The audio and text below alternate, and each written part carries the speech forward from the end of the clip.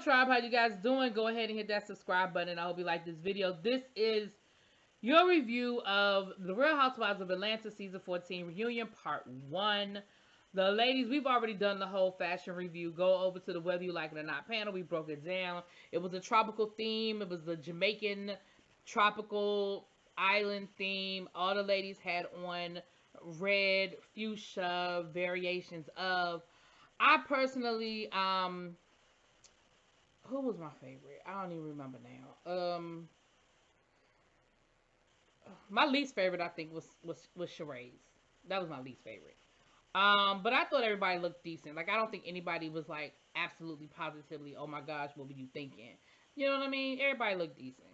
So the first segment they talked about were the bone collectors, right? They did this whole thing on Sheree being the original bone collector, but who's the new bone collector, right? And they really went through showing how pretty much everybody was carrying bones all season, whether it was about Sheree's assistant, whether it was about Tyrone, whether it was about it was really mainly about Sheree and Tyrone. Yeah.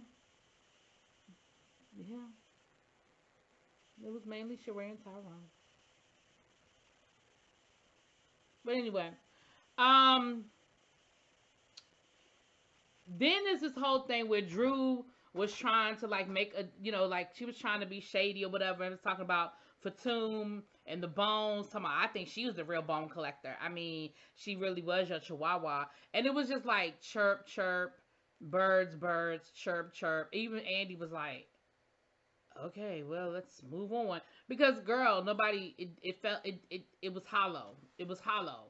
And it's funny because that happened a couple of times. And every time Drew said something, it would get quiet. And they would show them birds chirping. And it was hilarious, but sad all at the same time. Because, Drew, you was really trying. You were really trying to throw them zingers in there, girl. And it just wasn't working. Like, it's just something about your delivery. I don't know what it is. But sometimes Drew be having some zingers. But it's her delivery. It just don't work, girl. It don't work. Her and Sonya got into a child, and Sonya was like, girl, okay, yes, I won. She was like, well, we know you're a good runner, but what else are you? And Sonya was like, girl, I've done so many things with my life. She said, me and you are the same age, yet you have done nothing but be mediocre your whole life. I said, damn, Sonya, like you didn't come to play. I said, wow. Okay, she said mediocre at best. That's worse than mediocre. She said that you're mediocre at best. Wow. I said, damn, girl. Then we had the whole Sheree Tyrone situation. Andy said, do you really think that Tyrone was using you? She said, yes, I believe he was, because he wanted to film, but I had to sign off on the paperwork. And she said that his lawyer called her, and she felt like that's what he was upset about. It didn't make sense to me.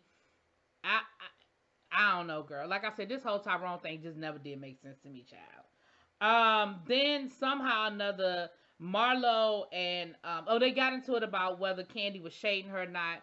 And Sheree was like, you were always shading me. And Kandi was like, girl, you were shading me too. Now, you know, we have the advantage when we're looking at the reunion of them splicing these examples in that they don't have in the moment. And so I feel like in the moment, neither one of them could really think about all of the specific examples of them shading each other. But we got to see the spliced footage in. And you saw where Sheree talked about Kandi giving fellatio, where Sheree talked about Kandi, it was something else about Kandi. Oh, Kandi not necessarily, maybe not being worldwide. Like, it showed you know, and then it showed Kandi being shady to Sheree. So they absolutely shaded each other. I can't say who did it first. Child, they've been shading each other for 10 years, child. Doesn't matter at this point, okay? Then somehow Marlo and Kandi got into it. Now, this was in the middle of Sheree's segment. So Marlo and Kandi got into it. And Kandi was like, girl, you really irritate me when you keep trying to act like I never did anything for you when I have tried multiple times and I have given you work multiple times. And, of course, Marlo was like, well, what do you mean? I don't know what you're talking about. I don't know what you're talking about. So Sheree explained how the whole show came about. And Marlo was like, but you didn't call me. Todd called me. Kandi was like, girl, he didn't call you out of the blue. Like, these were conversations that me and you had, And I said, well, let's see if we can find something for Marlo because she wasn't on the show. She wanted to be on the show. And this was a way for me to try to help you get your own vehicle. And Marlo was like, well, I read the contract and it just didn't suit me. It just wasn't a good contract for me. She was like, I don't understand. Why would Candy call me? Candy doesn't produce anything. Candy doesn't produce anything. And I'm thinking, are you freaking kidding me? Candy is literally producing her second Broadway show. She has literally produced at least 5 shows on Bravo. She's done multiple spinoffs. She produced those Black Lives Matter episodes. You know, like, girl, Marlo, what are you talking about? For you to sit here and be like, that's like you saying don't nobody know Candy outside of the United States. Girl, for you to say that Candy's not a producer, Candy absolutely is a producer. She produced a stage show. Like, y'all might not like the stuff that Candy puts out, but you can't act like the woman don't do it, right? She produced the she was an executive producer on the Escape show when they did the Escape reality show. She's an executive producer on they getting ready to do Escape SWV. She's an EP on that. Like, stop acting like this girl doesn't make shows. Like, she absolutely does. And so, you know, Candy voice got shaky. I said, oh, y'all know when Candy voice gets shaky, it's about to be a problem. So then Sheree was like, girl, like, this is really supposed to be my segment. Can we bring it back around to me? So they got to talking about Sheree and her new man. Sheree, you are a terrible liar. They talked about She by Sheree, and Andy was like, girl, why did you, when I asked you about it at the reunion, why you ain't just say you wasn't working on it? She said, well, I don't know. People expected me to be doing She by Sheree, and, you know, I had to focus on my kids. I had to focus, and every answer was focusing on her kids. And Andy finally was like, girl, your kids are grown. She was like, but they weren't grown the whole time. Okay, but they've been grown for a minute. Like, you not having She by Sheree now has nothing to do with your churn, okay? So they're talking about Martell, and they brought up the fact that Martell, somebody said something about it doesn't give you pause about what he did to his ex-wife.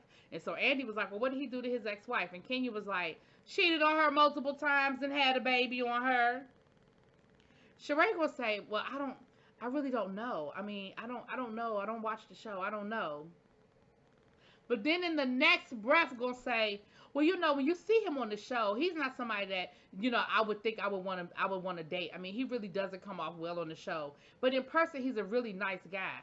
Well, girl, which one is it? Do you not know what he did to his wife, or do you know what he did to his wife? Do you not watch the show, or do you watch the show? Because how can you know that on the show he's an asshole, but in person he's nice if you don't watch the show? Sheree is a terrible liar, y'all. She is just horrible. Then we get into Sonya and Drew. I don't care. They were arguing about New York. Sonya was saying that the reason why she got so mad at Drew is because they did have a conversation off camera when she talked to her about her issues and her concerns. But then when they got back in front of the group, Drew threw her under the bus, acted like they never had the conversation, pretended like she didn't know what she was talking about. And she was like, you absolutely know what I'm talking about because I've talked to you about it. Drew is like, girl, we never talked about it. And so now it's a he say, she say conversation about whether they had this conversation or they didn't. But at the end of the day, I honestly don't care. Because really, Sonya, I feel like you put 20 on 10. I mean, was Drew doing a lot? She was. But everybody on the show does a lot. You know what I'm saying? Drew did bring up the point about the Drop It with Drew, how she felt like nobody supported her. And she said, you know, I feel like everybody on the show has their products and they have their things that they're doing. And I just felt like nobody really supported me. You know, yes, I had a mommy makeover. Girl, she tried to say, she said, I mean, all of us have had work. I mean, you know, she gonna say, Sheree, your breast, your booty. Sheree said, oh, wait a minute. She said, I had a breast lift, but this booty is natural. She said, this was squats, not shots, baby. And once again, Drew was sitting there looking crazy. I said, Drew, you just need to be quiet. You just don't need to say nothing else. At all. Nothing. Then we had this whole segment with Marlo. Now, we did learn a lot more about Marlo. She went into foster care from the age of 10. She said she ran away from home because her mother had beat her so bad. And then from there, she went through a series of foster homes. She talked about the fact that, you know, her relationship with her mom just isn't great and how, you know, she always just wanted her mom to be there and be grandparents, you know, be a grandmother to the boys and all these different things. And then she talked about it, she feels like that's why, it hurts her so much when the girls come for her because they call her prostitutes and they do this and they do that and they don't know her story and they don't know anything about her. And at the end of the day, she couldn't, like they couldn't walk a mile in my shoes and go through the things that I've been through. I mean, Andy, you can only imagine. I was in 5 different foster homes. You can only imagine what I've been through. Now listen, I really don't want to sound insensitive because I do think Marlo's been through a lot, and I absolutely believe that Marlo's experiences have shaped who she is. But this one I'm gonna say, Marlo, girl, get some therapy because everything can't go back to you being a foster child. You cannot excuse all of your bad behavior as well. I was in foster care. My mother was a drug addict. This happened. That happened. Listen, all of those things form us, but girl, you knocking on 50. You need some therapy to work past it. Anyway, the episode ended with Kenya about to be like, Marlo, So I guess that's what we're gonna pick up next week, child. It's probably gonna be a 3-part reunion. They ain't gonna give it all to us this episode. They really ain't give us too much of nothing. So we'll see what we get into next week. I find it interesting that Sheree is sitting next to Andy, but girl, go off. Anyway, talk to y'all later. Peace.